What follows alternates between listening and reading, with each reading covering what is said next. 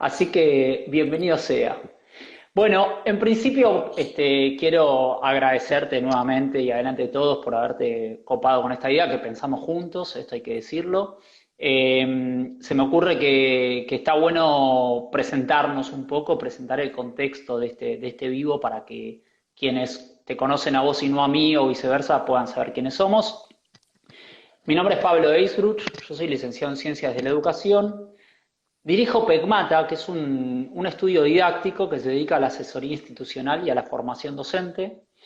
Digamos que camino por muchos proyectos educativos, me apasionan los grupos de aprendizaje, intento ayudar a pensar a los equipos de conducción y a los equipos docentes en cómo habitar la escuela, cómo mejorar los vínculos, algunas cuestiones de la didáctica.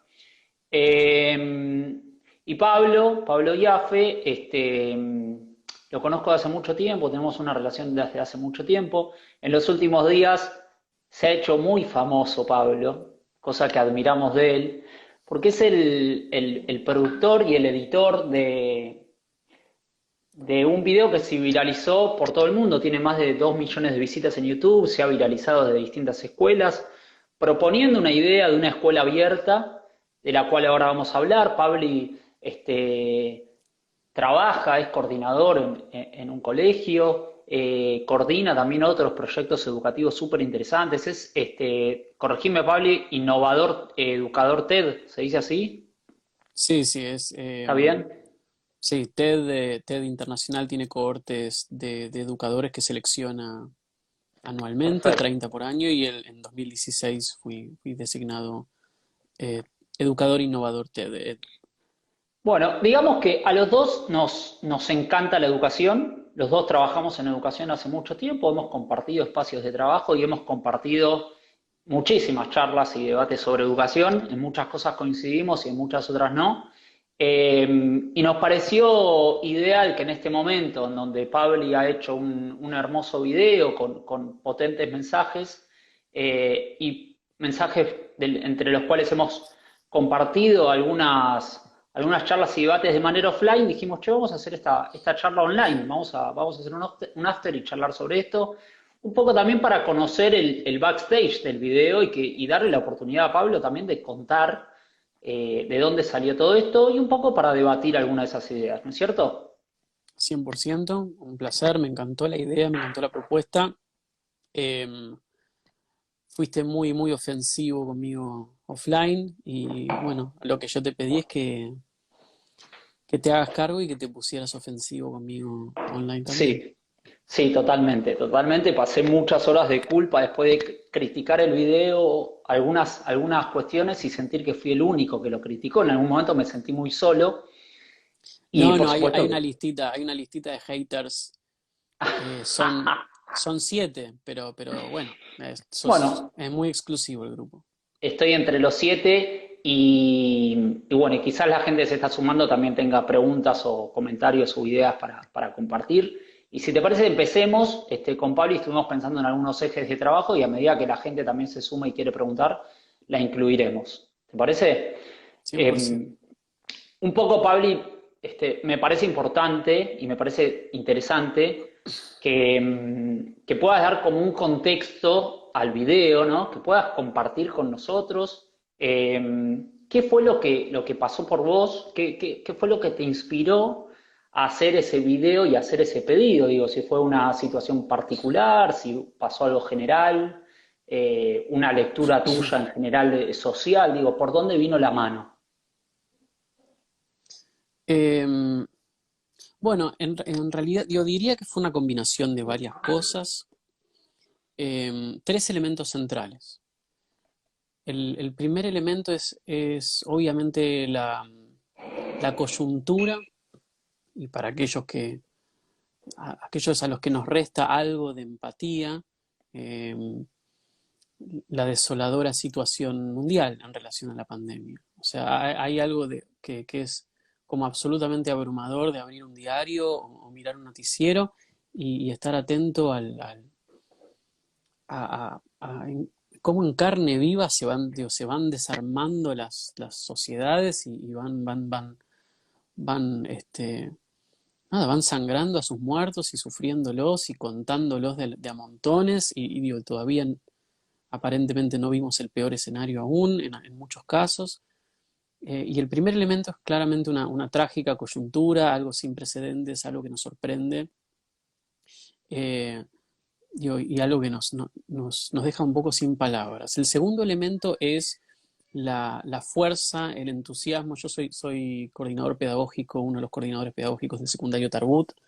Es ahí donde, o sea, donde me dedico particularmente al trabajo con alumnos. Y enseguida, digo, casi como si no hubiera tiempo para reaccionar, la consigna, la necesidad y la demanda fue de montarnos esto al hombro, lo que nos tocara, ¿no? Que es lograr que siga habiendo una escuela. Eh, y nadie opuso una objeción. Todo el equipo, sin pestañear, se puso a trabajar logrando horas impensadas de trabajo y, y era algo muy conmovedor, era muy conmovedor, porque dejamos de lado cualquier cuestionamiento que pudiéramos tener a la forma en la que hacemos las cosas, a la cantidad de tiempo que le dedicamos a las cosas, a cualquier tipo de demanda accesoria y tradicional que existe en el ámbito escolar, y lo pusimos todo de lado y nos pusimos a trabajar de una manera muy, muy, muy determinada. Y el tema era que para muchas personas, muchísimos, quizás la mayoría, era la primera vez que nos tocaba montar una escuela en la nube completamente. Eh, y era muy lindo ver cómo las personas que quizás están a un año de jubilarse, compañeros, colegas, que en general que pensaban que este tiempo lo iban a pasar pensando en otras cosas, eh, con la misma energía que yo para reeducarse y para entender cómo llevar este momento adelante y cómo hacer que pase lo que pase, sin importar la dimensión de la tragedia, poder, poder decir que mantuvimos la escuela abierta. El tercer elemento son alumnos eh, que en algunos casos les costaba ver que esta era la situación. Y, y yo trabajo en el secundario, trabajo con adolescentes. Muchos adolescentes tienen la pulsión casi natural de tratar de no creer que cosas terribles están pasando, porque hay algo de la necesidad de disfrutar, de la necesidad de estar en un momento que sea agradable, donde puedan desplegar libertad, desplegar potencia, que en algunos casos quizás nublaba el criterio para poder acompañar y para poder reconocer que este es un momento único de la historia. Entonces se me repetían las situaciones en las cuales tenía que recordarle a alumnos que la escuela a la que estaban asistiendo era una escuela distinta, era una escuela más fluida, más líquida, era una escuela que estaba trabajando sobre la incertidumbre, era una escuela cuyos educadores, docentes, profesionales, eh, estaban pisando sobre un suelo incierto. Y en vez de convertirme en un lugar común, repitiendo una y otra vez, eh, se me ocurrió que quizás podía, a modo de mensaje viral, hacerles llegar este mensaje que para mí era tan importante. Eh, O sea, siempre que pensaste que iba sí, a ser viral. Qué confianza, Pabli. no, a modo viral hablo del género, el género de lo viral, el género de lo Ok. que te llega. Yo el video no se los mandé a los chicos, sino que me Ajá. ocupé de que les llegue, que es otra cosa. No Bien. quería, no quería que, no quería que, miren chicos, pongan play a esto, porque se hubiese escolarizado el contenido. Eh, entonces la idea era sacarlos de esta gramática de lo escolar, que ellos tienen ya tan masticada de una manera particular, hacerlos cómplices de una narrativa y de una épica distinta y después que vuelvan a la escuela con esa mochila a cuestas. Perfecto. Muy bien, Pabli. Me encanta. Salieron un montón de ideas que creo súper interesantes de rescatar. Quizás hay algo que me inquieta y que me deja pensando. Hay una sensación de que la escuela salió frente a la urgencia, un aislamiento que, como vos decís, nos tocó, frente a la urgencia empezó casi por inercia, de una manera fantástica, a intentar trasladar, ¿no es cierto?, a intentar mantener la escuela abierta. Casi sin pausar, porque como vos decís, de un día al otro, docentes que para bajarlo a tierra quizás nunca habían agarrado un mouse, tuvieron que empezar a hacer videoteleconferencias, subir a campus virtual distintos tipos de Y los que actividades, podían, y los que podían, y los que tenían la posibilidad de hacerlo. las posibilidades, ¿no? Y nos estamos como desesperando por mantener una escuela abierta que de alguna manera, justo hoy salió una nota en La Nación de Mariano Nardowski, que de alguna manera, y acá es algo de lo que a mí me inquietaba, está cerrada. Digo, el edificio físico, como vos decís, está cerrada. Escolarizar no es lo mismo que educar, plantea él. Escolarizar tiene que ver con la idea de ir a esa escuela, de una organización en donde están los estudiantes, donde conviven, donde se vinculan, donde hay otro tipo de lazos. Y hay como una necesidad de intentar volcar esa misma escuela a una escuela virtual que me parece que como propuesta, la escuela física no está diseñada para lo que está sucediendo hoy.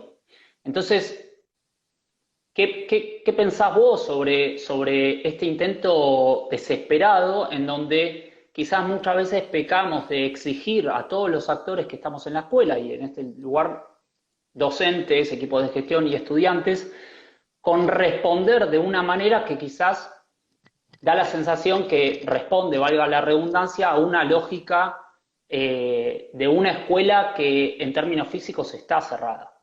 Digo, entonces, ¿qué nos está pasando? ¿Qué mensaje crees que se puede dar en relación a esta idea de pasar una escuela física a una escuela virtual de un día para el otro? Diría lo siguiente, se me ocurren un montón de cosas para decir. Primero, digo, a lo que Mariano se refiere, Mariano Nadowski es muy, muy querido docente, incluso diría Lo sé. que, que me, que aprendí a hablar acerca de las escuelas gracias a él, eh, y lo valoro muchísimo. Creo que él tiene algunos conceptos que son como fundamentales para entender la escuela y la historicidad de la escuela. Pero creo que en este caso están sostenidos de una manera un poco imperativa, y yo pondría algunos matices o algunos grises a lo que él dice. Él habla específicamente de lo que se conoce como la instrucción simultánea. Que la instrucción simultánea, que quiere decir que todos los niños aprenden al mismo tiempo en un mismo lugar, es uno de los dispositivos centrales que hacen de la escuela lo que es. Eh, y eso está cerrado. Eso está cerrado. Yo no diría que en función de que eso esté cerrado, que la escuela está cerrada. Eh, o sea, relativizaría la urgencia de condenar a la escuela a que está cerrada porque no estamos disfrutando de la instrucción simultánea. Es un concepto de él. Uh -huh. Por otra parte, diría que la escuela no es solo pedagogía, la escuela también es servicio social. La escuela tiene un rol socializador, tiene un rol ordenador, que ahora quisiera como desplayarme un poquito en eso. La escuela nace para que los chicos que migran a las ciudades no estén vagando por las calles. Y eso va más allá de las, cuáles son las técnicas específicas que se utilizan para que el aprendizaje ocurra. Digo, son dos carriles diferentes de la misión de la escuela. Y otra cosa, digo, me hace pensar en Box Day y en un tiempo para sembrar y un tiempo para cosechar y un tiempo para cada cosa, y ese mensaje que digo, tan mentado.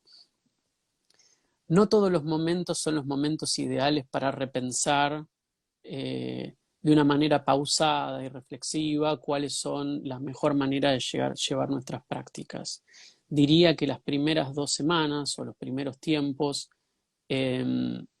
en los que se cierran las escuelas y una pandemia amenaza a la humanidad entera de aniquilarla, hay otras cosas que pueden llegar a ser más importantes que esa reflexión e igual de escolarizantes. Y me Bien, parece a mí que la institucionalidad de la escuela, mantenerla abierta, generar certezas en una población que se acaba de dar cuenta que dependía de la escuela para ordenar su vida, para ordenar su dinámica familiar, que se acaba de dar cuenta de que los chicos necesitaban de una escuela que existiera para despertarse a la mañana y tener un motivo para lavarse los dientes, eh, como marco de socialización, como marco de introducción a la civilización y a la cultura, como marco ordenador de la familia. Todo eso es escuela y no requiere necesariamente de la instrucción simultánea. Entonces, digo, para aquellos que sentimos que estamos como en una situación medio de trinchera, nos venimos prometiendo a nosotros mismos de que vamos a frenar para reflexionar y lo vamos a hacer y vamos a tratar de encontrar en este contexto cuál es el mejor camino eh, para llevar nuestras prácticas a su mayor potencialidad didáctica y pedagógica. Por Pabli, ahora perdón, diría institucionalidad, certidumbre, espacios, contención, alojo, eh, eh, y un poco de orden y un poco de alivio de que pese a que pensemos que todo está por desvanecerse, que no es cierto, que hay cosas que pueden seguir permaneciendo. Y creo que la escuela es una de ellas. está buenísimo. Pabli, el pedido el pedido que le haces de respuesta a los estudiantes, en cierta forma, tenés ganas de, o sea, tengo como varias cuestiones, como, por un lado pienso si ese pedido no responde a una lógica de instrucción simultánea, y entonces, digo, ese pedido de mantener cierta rutina y cierto orden y cierto necesidad de despertarse a la mañana, como vos decís, no responde pienso, si no estaría respondiendo a una lógica bajo la cual quizás hoy no alcance o no funcione para tener en cuenta todos los otros aspectos de los cuales vos hablaste y coincido que hacen a la escuela, digo, la socialización, los vínculos, el encontrarse, digo.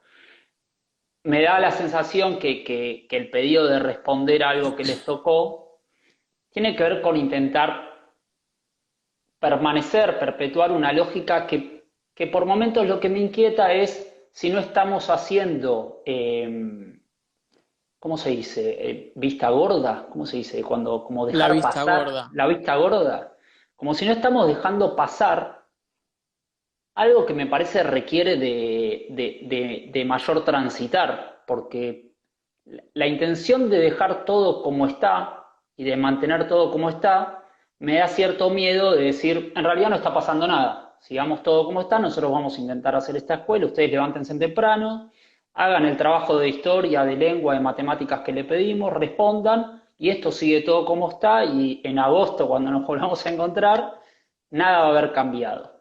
Eh, Me da como esa sensación y me da un poco de miedo si después cuando nos encontremos no vamos a haber aprovechado todo lo que podemos aprovechar de conversar con estudiantes, con familias. Digo, hay una situación, como vos decís, muy difícil que estamos pasando. Digo, hay muchas familias que quizás el pibe no es que no pueda responder al trabajo que le envía el profesor o la profesora porque no tenga la necesidad de levantarse, sino porque el que usa el dispositivo tecnológico que está disponible en la casa tiene que ser el padre para laburar, por ejemplo, digo, no sé. Entonces digo, me pregunta y me inquieta pensar si hacer un pedido de mantener cierta escuela abierta no hace que perdamos de vista otras cuestiones. No sé si es una pregunta, es un compartir con vos. Sí, creo que son 9 preguntas. Ok, Eh, la gente se va a ir a comer, ¿no? lo que no sé, voy a elegir alguna. O sea, Dale. me parece que si o sea, primero que el video termina siendo viral porque digo, no fue mi intención que fuera lo viral que fue. Digo, tenía un público muy específico al cual yo quería apuntar. Ujú. Y por supuesto, cuando se hace viral, se pone a prueba frente a otro tipo de lentes, a otro tipo de experiencias y perspectivas. Y es medio como una trampa, ¿no? Porque no está hecho para pasar todas esas pruebas, el Claro. video. Pero ya que estamos, si hay un tema, si hay un tema en el que no toca, es la cuestión de las estructuras. Por eso diría que no va a la cuestión de la instrucción simultánea, sino todo lo contrario, va a la cuestión del individuo y cómo el individuo se siente parte, se puede sentir parte de una narrativa general, de una narrativa colectiva o comunitaria, digo, eh, circunscripto a su realidad, eh, y de cómo uno puede sentir orgullo, placer, goce por verse a sí mismo sosteniendo algo, haciéndose responsable de algo. Eso va muy al corazón del individuo. Y si hay una falla que creo que tiene el video, no es una falla, pero si se lo pone a prueba, no va a la cuestión de las estructuras y a la cuestión de las desigualdades. Yo voy a la cuestión del individuo. Bien. Eh, y eso por un lado. Por eso creo que no responde a una lógica de instrucción simultánea, sino que justamente responde a una lógica de cada pibe mirando el video por sí solo, diciendo, che, loco, yo acá puedo hacer algo, ¿eh? Hacer algo. Pensé que no, pero después tenés todos los otros pibes que dicen, y a mí me gustaría poder hacer algo, porque la verdad que tengo mucha hambre. ¿Y Tengo mucho hambre. Pero tuviste? quiero seguir contestando. Sí, sí. ¿Cuál de las 9? la- en- de perder la oportunidad. Mira, el primero que te diría es que si nosotros en un par de meses volviéramos a la escuela, a la misma escuela de siempre, yo estaría llorando de la emoción y de la alegría. O sea, mi miedo es que no podamos volver a la escuela de siempre, porque mi miedo es que la humanidad cambie de maneras irreparables. Entonces, el día que podamos volver a tener la clase más aburrida de matemática o de historia o de lengua o de fisicoquímica, yo voy a disfrutar ese día como si hubiésemos ganado el mundial, porque sé que si después tengo deudas pedagógicas y deudas conceptuales, voy a tener tiempo, voy a tener toda la vida para repensarlas. Ahora, yo no puedo empezar a repensarlas si no existe el concepto de escuela.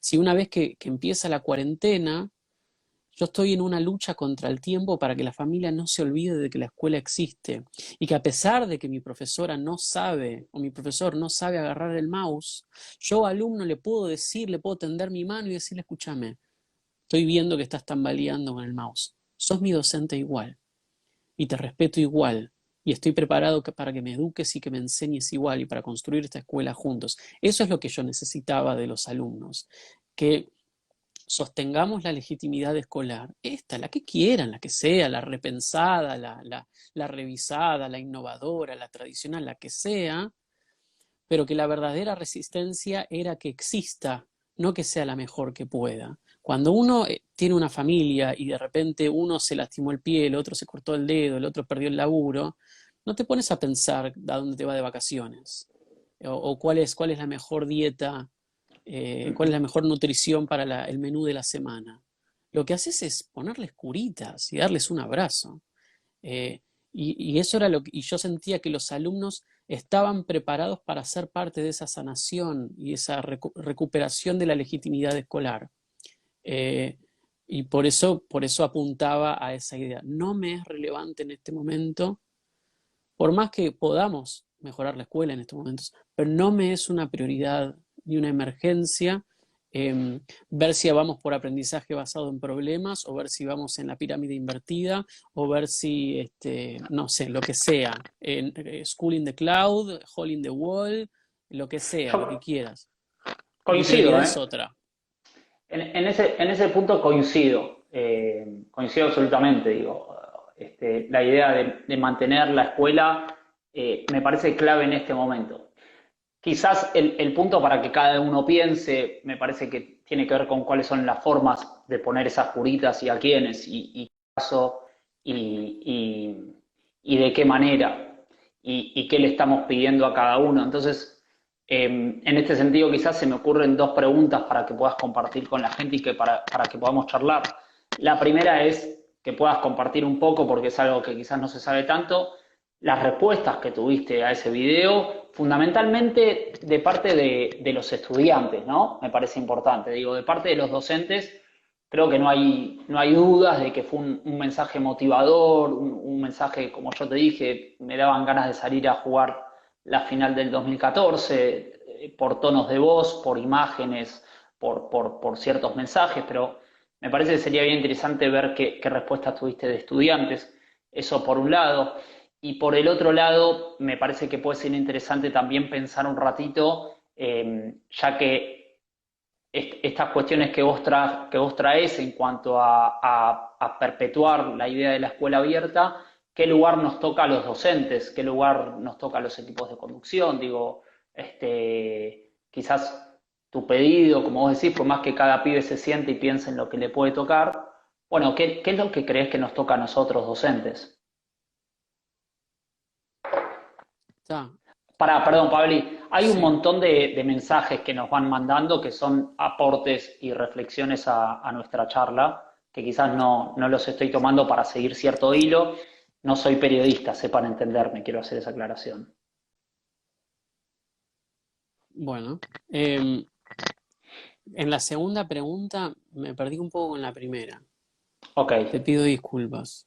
te disculpo, Pablo. Decime como tres palabras y Son ya recupero el como hilo. son dos ejes. La primera es respuesta de los estudiantes. Digo, ¿qué, Ah, qué te sí, sí, dijeron tus sí. alumnos?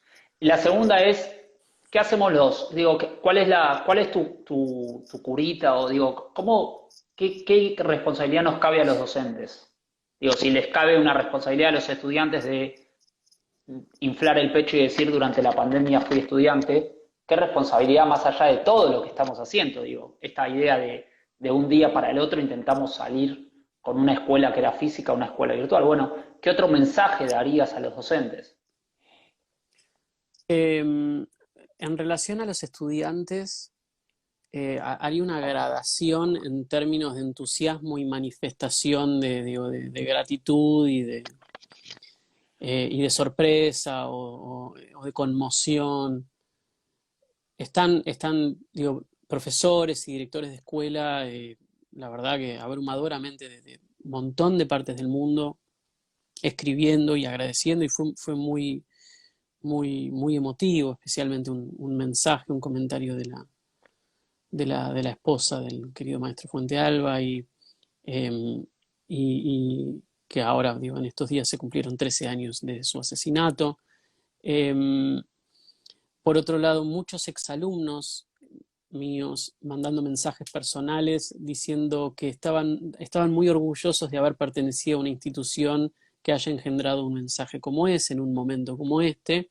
Y por último, los alumnos, que suelen ser un poquito más reservados a la hora de manifestarse, pero sí se manifestaron de una manera muy contundente en términos culturales, en términos de su actitud. Eh, en muchos casos hay como grupos, digo, para seguir manteniendo la conexión, hay grupos de WhatsApp en donde se van transmitiendo ciertas informaciones de la escuela, y los alumnos fueron muy empáticos y muy maduros en autorregularse, en si algún estudiante tenía alguna demanda que quisiera exteriorizar como con lógica de servicio, ¿no? Decir, bueno, son las 12:30 y todavía no llegó el mail que iba a llegar a las 12:25 y la verdad que yo no sé qué están haciendo. Y después inmediatamente empezaron a salir otros estudiantes a decir, bueno, igual les agradecemos el esfuerzo que están haciendo, igual eh, digo, mucha autorregulación, mucha gratitud de las familias, y me parece que eso se derrama un poco en los estudiantes. Eh, pero la verdad es que no esperaba mucho más que eso. Digo, esperaba que pudieran bajar un par de cambios y redireccionar la libido para rincones un poco más productivos, y más sanadores, como dije antes. Pero la verdad es que necesitamos que los alumnos sigan siendo estudiantes, que nos sigan rompiendo las bolas, o sea, que nos sigan marcando el error, que nos sigan diciendo dónde están las propuestas para mejorar, que sigan ayudándonos a entender este guión digital que está diseñado por ellos mismos. Entonces, realmente los necesitamos implacables, los necesitamos con un nivel aceptable de intolerancia hacia cómo hacemos las cosas para que nosotros podamos seguir mejorando. Pero lo que sí quizás movilizó un poco el video es que todo lo están empezando a hacer con el corazón puesto en un lugar un poco más, un poco menos antagónico y un poco más como parte de una comunidad de aprendizaje. Respecto de la segunda pregunta, o sea, diría en principio que a los adultos, a los educadores, a los docentes nos caben responsabilidades muy similares, ¿no?, a las que teníamos antes. Primero, nunca pese a la incertidumbre del ecosistema actual de enseñanza, nunca perder la capacidad de enseñar amorosamente, ¿no?, de seguir encariñado con las habilidades y los contenidos que a uno lo conforman en su identidad educadora y seguir convencido que pese a las brechas tecnológicas, pese a que no funcione bien el Wi-Fi a veces y que la voz salga como un tema de Daft Punk, nuestra habilidad para enseñar en función del amor que le tenemos a aquello que enseñamos no puede cesar. Otra cosa que es muy importante también, sobre la que tuve la posibilidad de reflexionar va a ser imposible que sostengamos la legitimidad escolar en función de esa legitimidad preconcebida que la escuela tenía cuando los edificios estaban abiertos. O sea, tenemos que poder blanquear con nuestras familias y con nuestros alumnos que no sabemos exactamente qué es lo que estamos haciendo. Y que lo importante es que juntos construyamos la escuela igual. O sea, nuestra responsabilidad es flexibilizar esa legitimidad y hacer que pase por el amor que le tenemos a nuestros estudiantes, el amor que le tenemos a aquello que enseñamos y el amor que le tenemos a la institución escolar y a la huella y el legado que imprime en generaciones enteras.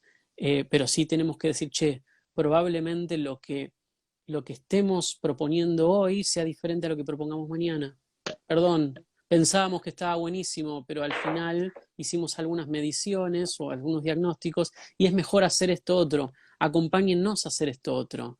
No, mi legitimidad no se puede basar en que estoy tomando todas las decisiones correctas todo el tiempo. Vamos por la conexión y no por la perfección. Y me parece que ahí es donde tenemos que hacer mucho esfuerzo los adultos. Me parece que es un mensaje que por lo menos a mí me ayuda a comprender un poco más, ¿tú estás ahí? Sí. Me ayuda a comprender un poquito más tu propuesta. Me parece que esta última idea que traes de poder ir con una propuesta, poder hacer marcha atrás y poder compartir ciertas sensaciones y ciertas acciones, me resulta mucho más esclarecedor, a mí por lo menos, que pensar en una interpretación que tenga que ver con que un estudiante en este momento tenga la responsabilidad de responder a 3 preguntas sobre geografía por el simple hecho de mantener esa escuela abierta. Digo, me parece que algunos podemos haber caído en una interpretación, o por lo menos a mí me pasó, que escucharte hablar me da cierta tranquilidad de pensar que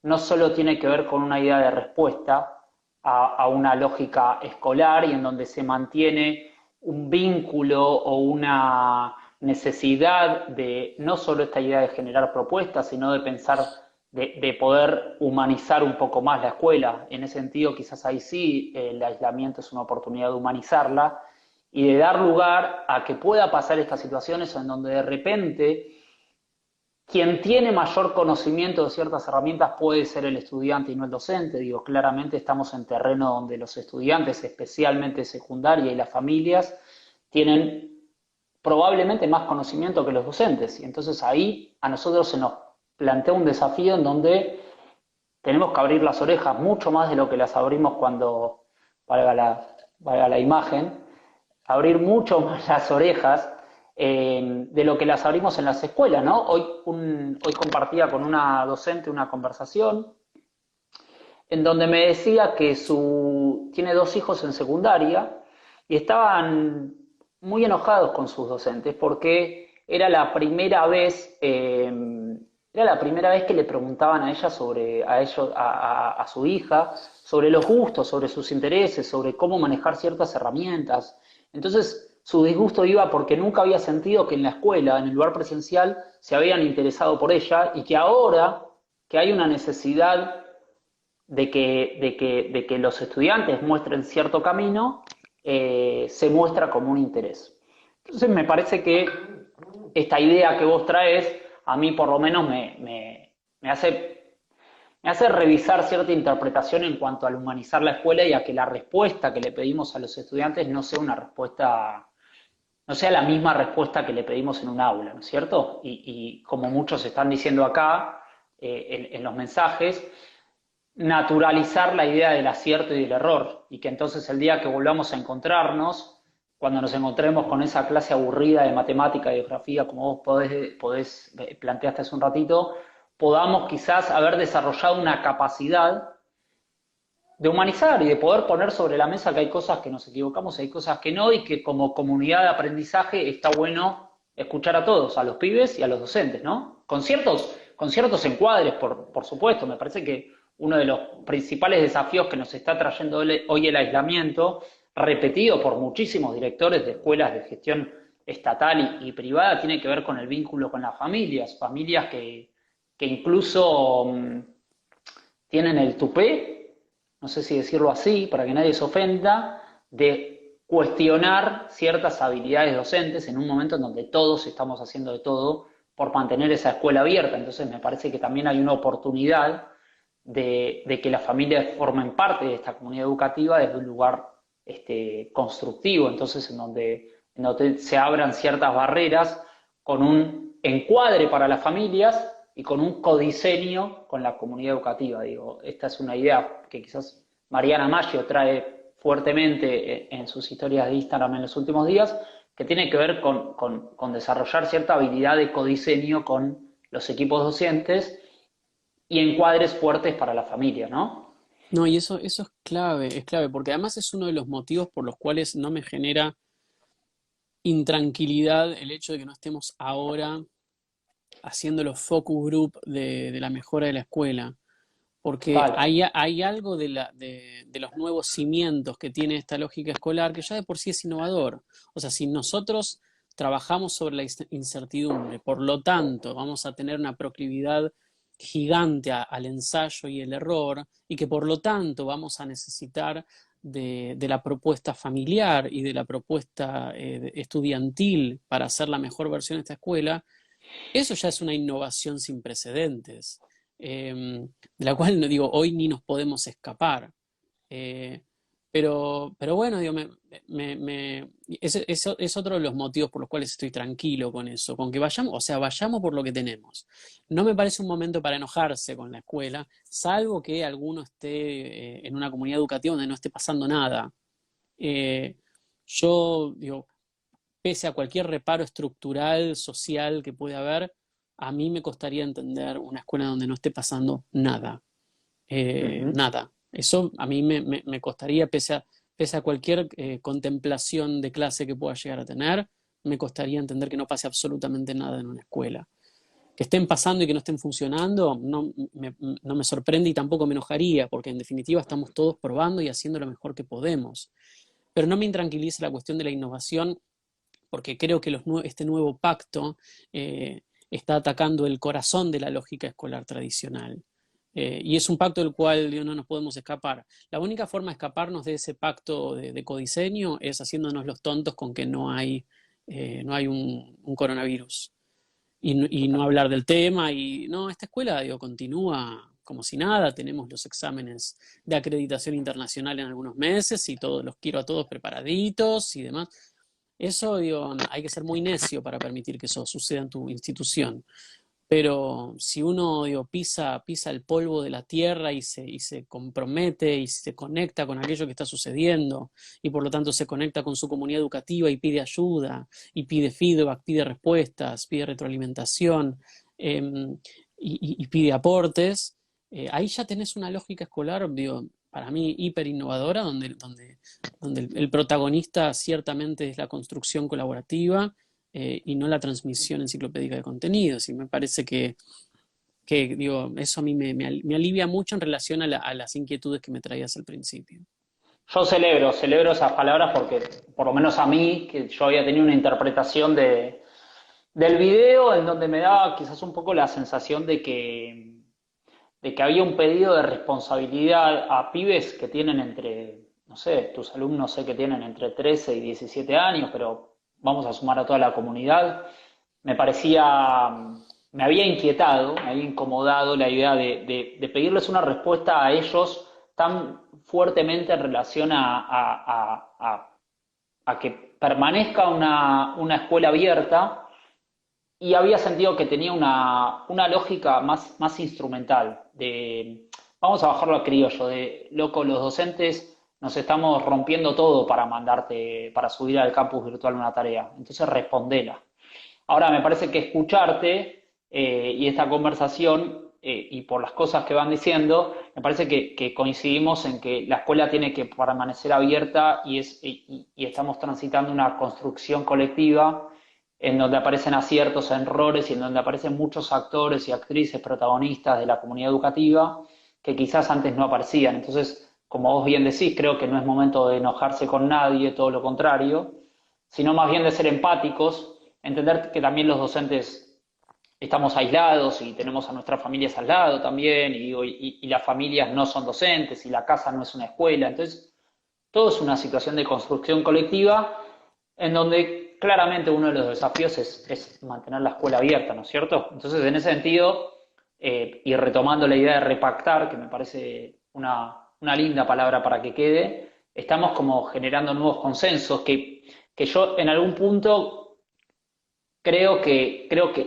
a mí me pasa distinto a vos en el sentido de que espero que antes de volver a esa clase aburrida de geografía que va a seguir existiendo, todos hagamos como cierto proceso interno que no tiene que ver con romper las paredes de la escuela, sino más bien con pensar en cuánto humanizamos y habitamos ese vínculo con el otro, ¿no? Digo, la responsabilidad, según Carlos Puyen, implica una capacidad de respuesta. Y me parece que es interesante pensarlos de ese modo, qué responsabilidad nos cabe a cada uno y según el contexto, como vos bien decís, digo, no es lo mismo en todas las escuelas estoy seguro que está pasando algo, como vos decís, no es lo mismo una escuela de gestión privada en X lugar que una escuela de gestión estatal en el conurbano bonaerense, digo. Entonces también es qué capacidad de respuesta tenemos según el contexto y cómo humanizamos esos vínculos y cómo hacemos aportes desde otra construcción, ¿no? Sí, Eh, perdón que te interrumpa, diría dos cosas. no, La primera es que más allá de aquello que se le pide, o por lo menos en el contenido del video, se le pide al estudiante en pos de la escuela, es también, es también una posición a partir de la cual pararse frente a la pandemia en general. La reclusión nos genera, digo, un montón de inquietudes, eh, necesidades insatisfechas respecto de aquellas cosas sobre las que teníamos capacidad de transformación. Eh, y nos deja lleno de dudas en relación a qué está dentro de nuestro poder, en el sentido quizás más virtuoso de la palabra. Eh, y más quizá nietzscheano. Digo, ¿qué es lo que podemos hacer? Yo no puedo, o sea, estoy en calzones, ¿qué puedo hacer en calzones? Entonces, el video podría estar hablando de la escuela, pero podría estar hablando de un hermanito, podría estar hablando de una abuela, podría estar hablando de un montón de cosas. Tenés cosas sobre las cuales te puedes hacer cargo, y eso es lo que te va a mantener digno, y eso es lo que te va a mantener a salvo mentalmente, que encuentres aquellas cosas que puedas ponerte en una mochila que te haga sentir algo de peso en los hombros, incluso en el encierro. yo te doy una propuesta, ayuda a mantener a la escuela abierta. Digo, podés, digo, tenés un rol protagónico y fundamental, aunque nunca lo hayas querido ver, de ayudar a sostener algo que pesa un montón. Y no tenés idea de lo que vas a disfrutar de verte a vos mismo levantando algo que no sabías que tenías la capacidad de levantar. Y cuando veas que puedas ponerte pantalones o que puedas armar la cama, vas a decir, chau, mirá, no, qué copado que es verme pudiendo levantar esto. ¿Sabes qué? Voy a tratar de levantar algo más pesado. Y así, incluso en el encierro, podemos hacer de la asunción de responsabilidades la elongación más interesante de este tiempo. Y en segundo lugar, me parece que el hecho de que haya habido escuela durante ya casi 3, 4 siglos en términos históricos, eh, a veces nos hace pensar que la escuela es como un fenómeno único que empieza y termina en sus propios límites conceptuales, pero si lo emparentamos con cualquier otra cuestión que sea importante en nuestra vida, vamos a poder encontrar lógicas que nos alivien mucho la demanda que tenemos sobre la escuela, como por ejemplo nuestros amigos, nuestros padres. Nuestros amigos no son nuestros amigos porque son los mejores. Nuestros padres no son los mejores, no son nuestros padres porque son los mejores. Son nuestros padres porque son nuestros padres y nos aman. Y no necesito que mis padres sean el más lindo, el más inteligente, el más sabio para que sea mi viejo. Y lo mismo con mi amigo. Con la escuela puede pasar algo parecido. Si nosotros nos corremos de la lógica de servicio y de provisión de servicio, la lógica de reunión de consorcio que a veces tenemos con la escuela, podemos aceptar que la escuela es nuestra escuela, es la escuela de este tiempo y que es imperfecta y que está en nuestros pequeños en nuestros pequeños ajustes, nuestras pequeñas críticas constructivas con las cuales puede mejorar. Pero no es nuestra escuela porque es la mejor, es nuestra escuela porque es nuestra escuela y porque es perfectible. Y me parece que es un punto son 2 puntos desde donde uno puede atravesar la frustración por la situación escolar y por la situación existencial en el encierro desde un lugar mucho más sano. Coincido, me parece importante sentar bases para crear una cultura que implica mirar a la escuela desde ese lugar, ¿no es cierto? Para toda la comunidad. Digo, durante muchos años, casi tantos como fue creada, la escuela y esa mirada donde el error es algo natural y donde es algo perfectible y donde la queremos porque es la escuela y no porque es la escuela perfecta, no lo tuvo, no contamos con eso. Esperamos de la escuela muchísimo y creo que nos faltó mucha capacidad también de poder entenderla como un lugar donde también hay aciertos y errores. Desde todos lados, desde los equipos de gestión, desde quienes ejercemos la docencia, desde los estudiantes. Entonces, quizás ese también sea uno de los motivos por los cuales siempre está un foco de tema y en donde, como yo digo, finalmente pareciera ser que todos somos educadores y todos podemos hablar de la escuela, porque termina siendo algo de sentido común. Fundamentalmente porque todos habitamos la escuela, Claro. algunos tuvimos el acierto o cometimos el error de seguir, vaya a saber por qué, después de la secundaria, trabajando adentro de ellas. Pero coincido y comparto, y me parece que es otro mensaje, o por lo menos a mí me llega distinto, la idea de pensar de que necesitamos responder a una escuela abierta, pensando en esta idea del error como algo natural, de algo perfectible, de una construcción, de un lugar en donde podamos escuchar a todos y en donde haga más fuerza la idea de hacer propuesta. Sí, Eh, lo más paradojal de lo que estás diciendo es que la escuela es justamente el lugar por excelencia donde se administra el error. Eh, es bueno, el lugar que enseña a generaciones enteras a equivocarse con una red de contención abajo y no se lo puede permitir a sí mismo y lleva como un par de siglos no permitiéndose a sí mismo utilizar su propia lógica para interpretarse a sí misma. sí, sí, es bastante relativa esa administración del error, creo. Digo, después de haber recorrido, por suerte, muchas escuelas, es bastante administrativa el lugar del error, pero coincido con vos, quizás debiera ser un lugar por excelencia. Pero creo que la docencia y la escuela no excede cualquier otro ámbito profesional. Acá agrega Dolores, Y en cualquier ámbito profesional existen esos errores. Me parece que también hay una cuestión de mantener una expectativa alta sobre lo que el impacto de las escuelas en la sociedad, teniendo en cuenta que siempre tenemos la posibilidad de conversarlo y de esto, ¿no? De repactar para responder de otra manera, me parece. Em, ¿Qué tal, Pablo? ¿Cómo estás? Bien, recontento. La gente está bien. Te quiero decir, más de 50 personas han estado acá con nosotros acompañándonos. Me queda quizás una inquietud a nivel contextual que si tenés un ratito más la terminamos de charlar. Eh, tu video empieza fuertemente hablando de distintos tipos de contextos violentos de la historia, ¿no es cierto? Digo, dictaduras, atentados, perseguimientos, holocaustos. Eh, a mí, por primera vez desde que tengo uso de razón, me da la sensación que estamos medio que todos en la misma y no hay dos bandos. O sea, no sé si esta idea de perseguido y de responsabilidad de lo que te toca, este, es muy similar a los contextos que quizás mencionás, ¿no?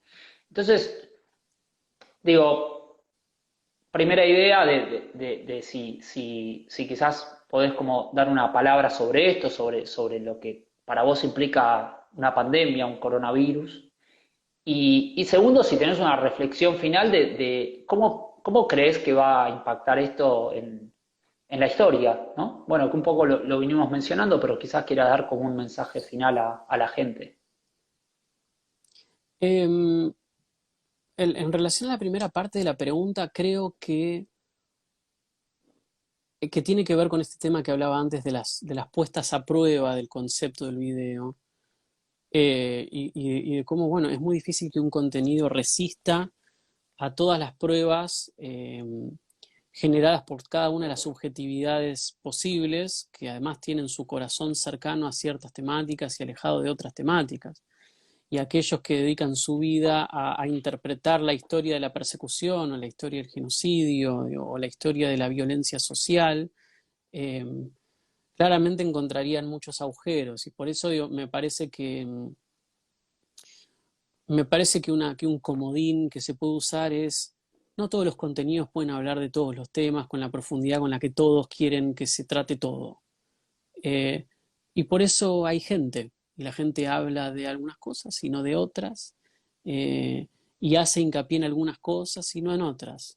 En relación a los acontecimientos históricos, bajo ningún punto de vista la intención del video es compararlas ni entre sí, ni con la pandemia, ni todas juntas con la pandemia.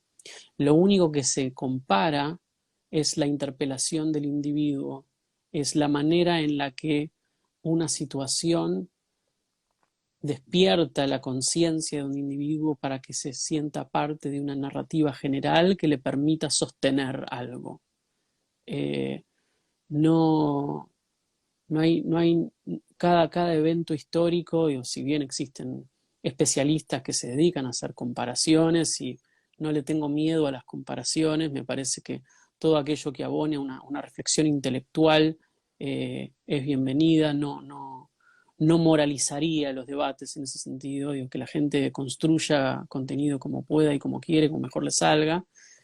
Em, pero mi objetivo personal no tiene nada que ver con la comparación de los eventos entre sí, sino con la idea de que al individuo le toca, en general, en cada una de las generaciones, eh, atravesar escenarios sociales que lo exhortan, que lo llaman, que lo evocan y que le piden que asuma un rol diferente.